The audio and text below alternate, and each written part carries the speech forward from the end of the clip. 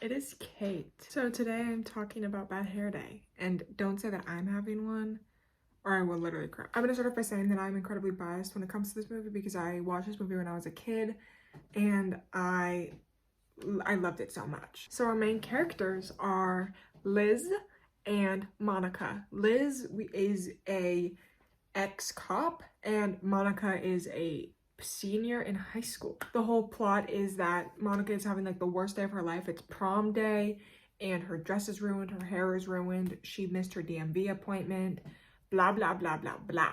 And she also has a piece of stolen jewelry. She thinks it's costume jewelry because it looks like costume jewelry, but it actually is like a $7 million necklace that Liz is wanting to get back because a famous jewel thief is also trying to get it. So it's like, who's gonna get it first? The intro to this movie is literally, it just copied Legally Blonde's intro where it has like all like the girly fun stuff and whatever, but with a twist of teenagers. So she's trying a bunch of different hair stuff because her whole life she has been like, she posts a picture of herself and is like, should I get this or this? Or should I do my hair this way or this way? And everyone in the school votes because she's like one of the most popular girls in school. So she always does that. And she did that with her hair to be like, which one should I have for my prom? Which one should I have for my prom haircut or hairstyle? And then the next morning she wakes up and she realizes that she mixed a ton of products that she wasn't supposed to mix. Some of them weren't supposed to use heat. She wasn't supposed to sleep in them, whatever. And then her hair is like completely ruined. Like she would have to shave her head. So her day is completely ruined and she's like, oh my gosh, this is like the worst day of my life. And it's prom. And then she also finds out that her DMV appointment is that day. So then she's like, okay, I have all this stuff, and she doesn't have a car because obviously she's taking her driving test. But then someone knocks on her door. She answers it. And then the girl is like, listen, I'm a private investigator. My client wants this piece of jewelry back. It's costume jewelry and it's really sentimental. And then she's like, how'd you know I get it? And she's like, the pawn shop guy showed me the tapes where you bought it. So, yeah. So she's like, okay, I'll give it to you if you do these things for me. And she wants her to drive her to return her dress and get her hair fixed and take her to her driving test. Also her dress was completely ruined because it's like a plastic dress and she like steamed it and it got all melted and it looks insane. And then for her shoes, she bought shoes that were smaller than her and used like shoe expanders and they exploded. Not like actually exploded, but just like broke, but it would have been so funny if they actually did just like explode into like a bomb. So then Liz is like taking her around and it's like they run like a bunch of errands. She can't return her dress because they were like, you tampered with it. And then she's like, okay, fine. We don't have to get a new dress, but I want to get a hair appointment. They go to the hair salon. She's like, we don't have any bookings. So like her day is going wrong. And then like when they're at the mall, which is where all of the stores and outlets are, because that's what a mall does, she sees her boyfriend with another girl. Kyle? Oh, Monica. Hey. What are you doing here? This boy said that he was hanging out with orphans all day. He was actually hanging out with the school bitch. Yeah. Monica is like, bruh, you cheated on me? How dare you? She storms out and cries in the bathroom. And Liz is trying to be nice to her because this is like the first like bonding moment they have because they've been fighting pretty much the entire time because they don't like each other. And then Liz is like, listen, he's just a boy. I told you he sucks. So she goes back out and is like, I'm mall security. You're under arrest. You don't follow directions very well, do you? No disorderly or lewd behavior. I saw what you and Miss Thing were doing with those chili fries over there. And starts pulling everything out of his bag. And it's like zit cream and like hair remover and all this stuff. And it's like kind of funny, but also this is like an insane invasion of privacy. She's not even mall security. She's an ex-cop who got fired. But it makes Monica feel better and they bond more because everyone laughs at her, but they get kicked out of the mall and go to jail because she was impersonating a mall security officer. And so it's like, I don't know if it's like the same laws of like impersonating an officer when you're impersonating mall security. Like Paul Blart Mall Cop, I highly doubt that I'm gonna get jailed for that.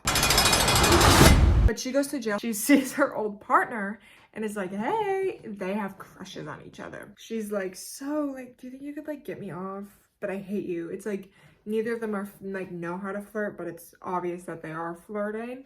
How are you, Liz? I'm so good, Ed. I'm so glad you asked. I've just been having a leisurely time off, you know, going to the spa and such. Can you please take these handcuffs off of me? Hey, what part of under arrest do you not understand? Come on, Ed. And then he's like, yeah, I'll see what I can do to get you out of jail. So then he gets her off, just being like, whatever, I'll just let you off, whatever. But he's like, just make sure you don't do anything like this again. And she's like, got it, ugly. And he's like, yeah, you're such a loser. I'm definitely not in love with you or anything. And then like after the police station, Liz confesses to Monica that the piece of jewelry is actually like really expensive, and she explains the whole reason who stole it. It was stolen by Pierce, who is a jewel thief, but then he accidentally mistaked the drop off, and then it got sold to a pawn shop, and he's trying to get it back. And so Liz was telling her this, and she's like, oof, that's why you got fired? Because she got fired because she felt like it was like her responsibility because she was there guarding it. Monica's like, yeah, I'll give it back once we finish all these things. So then they go to the driving test, the DMV. She's like, okay, I'm gonna take your car. So then Liz is in the back seat where the instructor and her are driving. But then as this is happening, Pierce comes and they see him. So she's speeding and she's like messing up and whatever, and it's terrifying for the instructor. She fails her driving test immediately.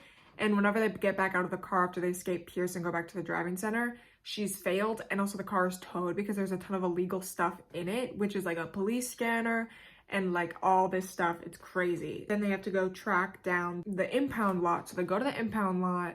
This is pretty much just like a nightmare of like anxieties where it's like if everything that could have gone wrong did. This feels like me before like a big day, and this is just my brain being like, this is all the bad stuff that's gonna happen. But then anyways, they're at the DMV. They need to get their car back, but it's going to take forever because there are like a million people there. And also her hair is still messed up. She doesn't have a dress. She doesn't have shoes.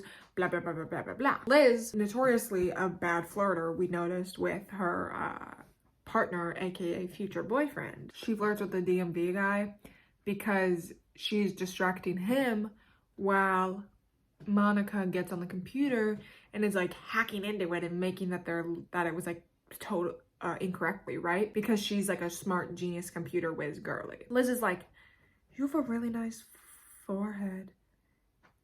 You must work so hard and all these people don't understand you. And he's like, I know. You have a tough job. Yes, you do, but you have a certain intellect. I see the smarts and the thinking and the brain stuff, and you're good at your job. Then they get the car back after a little bit more of the finessing and stuff. And they also find out that Monica's dad is kidnapped by Pierce, so he gets the necklace back. This might get a little unpleasant. So the dad is kidnapped and she's like, okay, we're gonna give him the diamond and then we're gonna, you know, I'm gonna get my dad back. They have the diamond because she had it on her the entire time. They go to the hideout where Pierce was and like they can return the diamond, then she can get her dad back. Her dad is just in a closet somewhere in this abandoned building, so like, we got him. Dad, I got you. And then they also tase Pierce and are like, well, we got you as well. She calls for backup because she's like not a cop anymore, but she still obviously knows all the cops. She is reinstated as a police officer because she caught the bad guy. They get the diamond back and everyone is saved. And then prom rolls around, which is later that day, and she's like, I have nothing to wear, and also my hair is still a mess. So Liz cuts her hair for her and lets her use one of the police evidence dresses, which is crazy because it's like, I thought that was only for like crime scenes. Like, is this a dress that someone got murdered in? This is not at a prison, it's just a police station with like the evidence locker, so it has to be evidence. It's not like where they keep the clothes of inmates, right? So it has to be like from like a crime scene, which I don't know, is crazy. What if there's DNA on from the killer on that and she's wearing it? They're gonna say, she's the murderer, she's the murderer. She is prom queen, and that's how the movie ends. And she doesn't need anyone to vote on what she wears because she's grown as a person in one day. That is the movie, actually. There's so much more that happens in this movie. Like, there's a couple different side plots, but I was like, I don't really feel like getting into that because it doesn't really affect the main plot, and also it's very minimal. And also it's more characters that I have to explain, and I don't feel like doing. That's gonna be it for today. Thank you so much for watching. Like and comment and subscribe, because if you don't do those 3 things, you will get chased the next time you drive by a scary man, and then he will also kidnap your father. So, okay. Bye, everyone.